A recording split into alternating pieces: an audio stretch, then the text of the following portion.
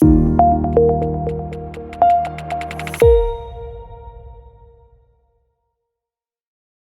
my name is Sebastian and I'm co-founder and CEO of ValueWorks. I'm happy to present to you our Value Talk today, but before I start, I would like to say a couple of words about myself.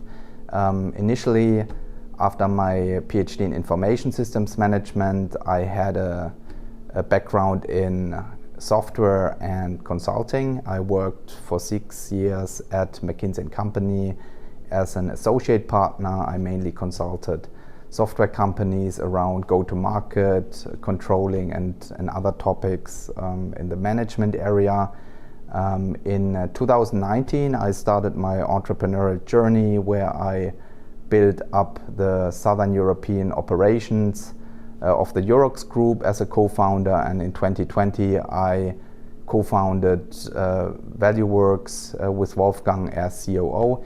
And today I'm going to talk about a topic that is really dear to my heart as CEO, because we also had to figure out how to find a great way to automate how to use DATEV in the profit and loss statement. Why is this so important for us, but also for other startups, scale-ups, and also SMEs that we have talked with?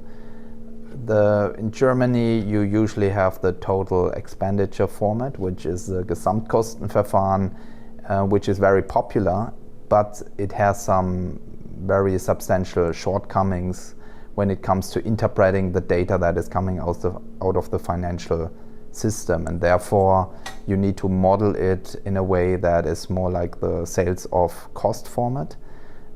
Which we'll show you with a step-by-step guide how to do that in an automated way, and you save a ton of money and the investors will love it. Yeah. To start off, I would like to give you a short overview about my presentation. So the typical situation in DACH financial reporting is as following. You have the total expenditure format, which in German is called the Gesamtkostenverfahren, and DATEV uses the Standard Kostenrahmen SKR, which result in following pain points. First of all, you have a lack of insight on important financial indicators if you use this Gesamtkostenverfahren. And also, as the rest of the world usually uses the Umsatzkostenverfahren, the cost of sales format, you have limited international comparability, and that's why a lot of investors ask for a proper P&L, which is set up in a format that I will later present you. And to make this better, there's this clear three-step approach, starting with setting up a profit and loss statement for your specific industry. Each industry has certain specifics that you need to reflect in your P&L. As a second step, you need to align with your tax consultant. We are focusing on DATEV, that's why this is pretty important. And the third step, I will show you what you can do with that information that you have created here. So just as a certain excerpt, so the total expenditure format, the Gesamtkostenverfahren, is popular in Germany. The main reasoning for that is that information can be directly taken out of the financial accounting, and therefore there's only limited time investment necessary to create these kind of reports. So this is especially due to the fact that no cost center structure is calculated, it's basically automatic. But from a management reporting perspective, there are several advantages for the use of the cost of sales format. So I mean, to start with the disadvantage, that obviously you need to introduce some kind of cost center structure based on your P&L. But once you have done that, a lot of things can be automatically calculated, especially the financial indicators that I will talk about in more detail, but it's also a de facto international standard if you use this cost of sales format, and it makes companies much more comparable, especially when you're looking at certain benchmarks. So what are the financial indicators, just to give you a motivation why there are certain reasons why you should go for it. So the first one is you have a good perspective on the gross margin.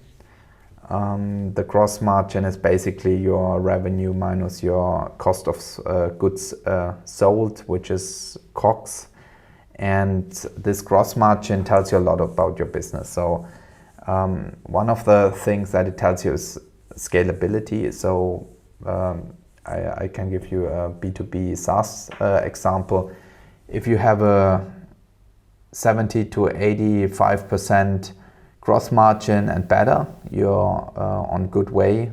This means that your business, basically every additional unit you sell won't be eaten up by the COGS, which is good. On the other hand, obviously, if you have a negative gross margin, I think there might be something wrong with your business model.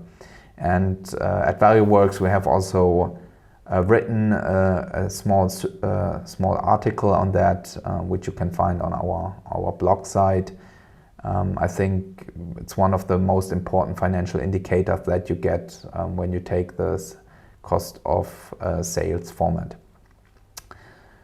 The second one is share of recurring revenue to total revenue. It tells you something about your financial sustainability, because obviously, and I think this is broadly known nowadays, that you want to focus on recurring revenue. A lot of software companies are moving from their on-premise license models to the software as a service models.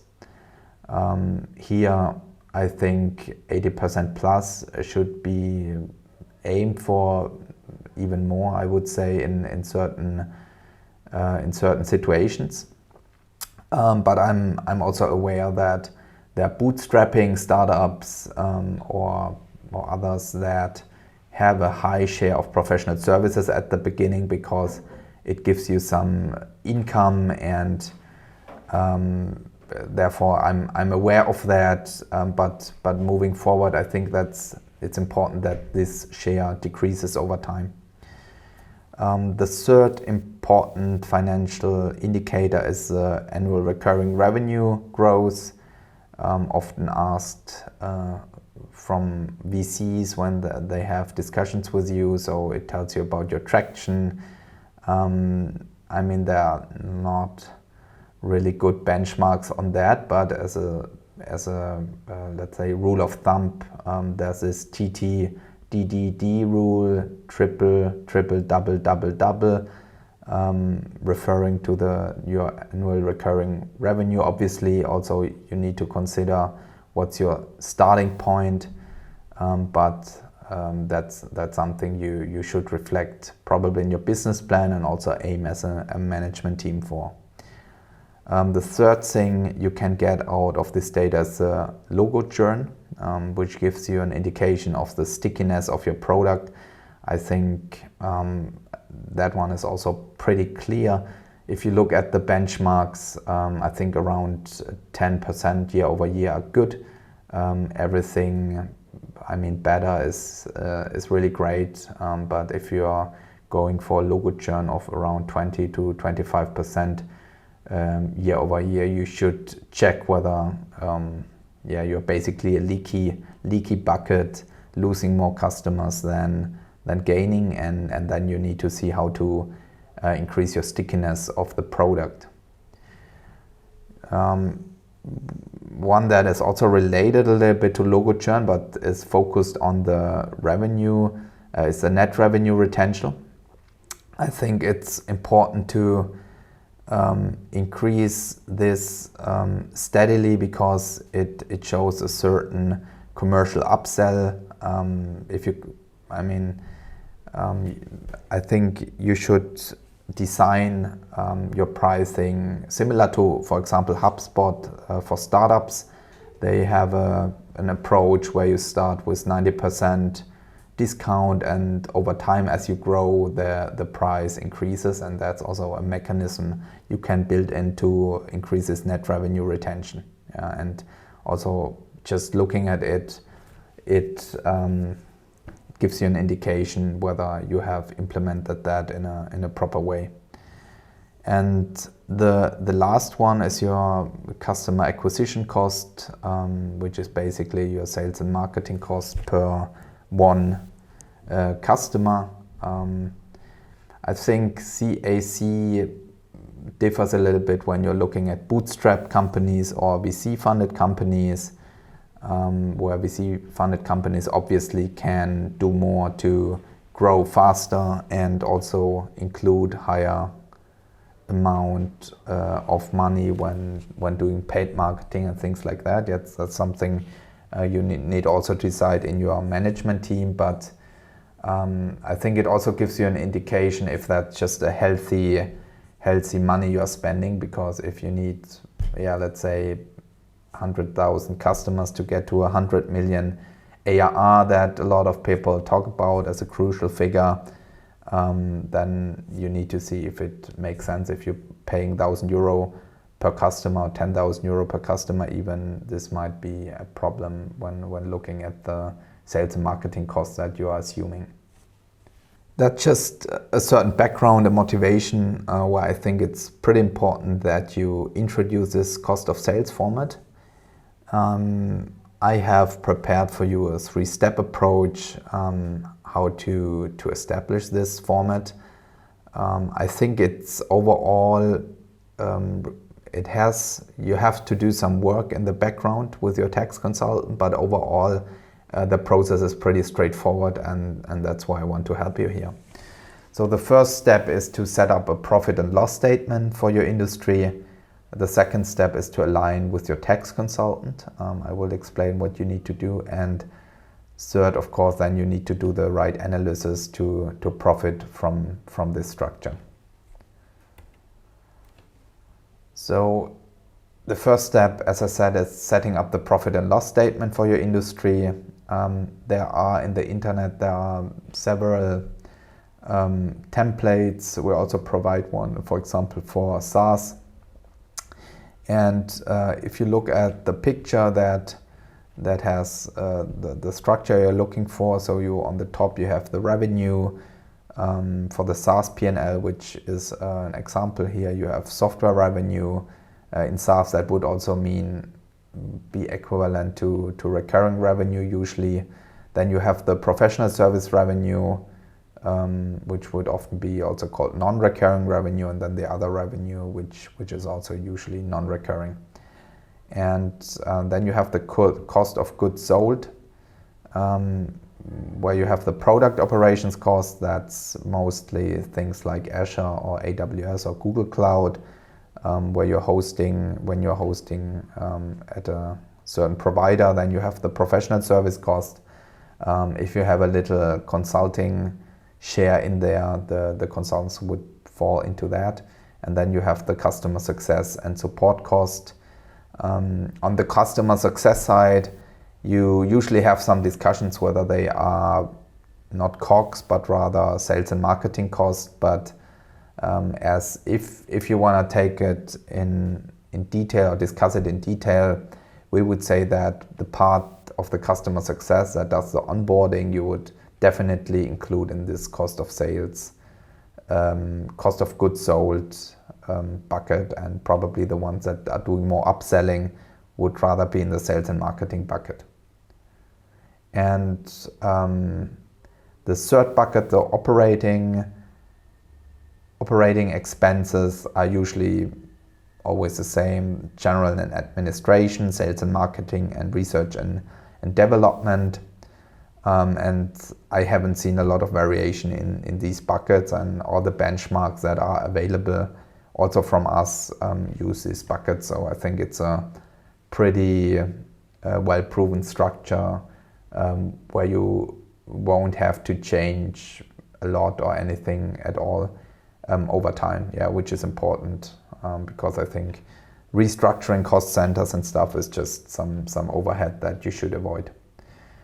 Just to as a comparison, you have this this Kontenrahmen with the Kontonummer and the names of the different things. You see that things are kind of structured in a certain way, which does not tell you a lot about the business.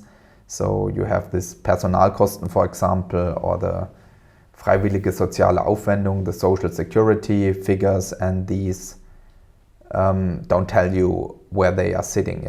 Are these things that are coming from general administration, sales and marketing? So you're kind of missing this view on certain departments, and that's why you should definitely aim for the cost of sales format. So if you look, just to give you a quick overview of this gross margin topic, I said I want to go into detail with that. So if you sum up the cost of goods sold, you have this product operations cost, you have this professional service cost, the customer success and other COGS related cost. And why does it tell you so much about the scalability? If you, for example, look at the customer success, which does the onboarding, and they probably eat up 50% of the margin, then it's possible that your product just needs extensive onboarding from your side, be it with customizations or things like that. Then you can think about getting in some partners that do this kind of stuff for you, or you charge the customer for that, but still it would be an indication that something is not working well.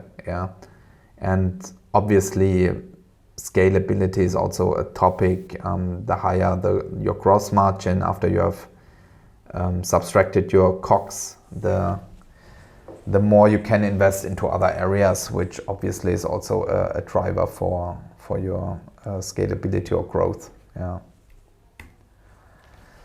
So the second step is aligning with your tax consultant. I think that's probably the most difficult one, because you need to include the third party to do that. However, setting up cost centers, you should be aware, is a complete standard. It's I think one of the most standard things you can do. So some will maybe be resistant, but on the other hand, this is also certainly a red flag. And I think this discussion needs to be done, because at a certain point in time you will need to introduce cost centers to have a proper visibility in the different departments.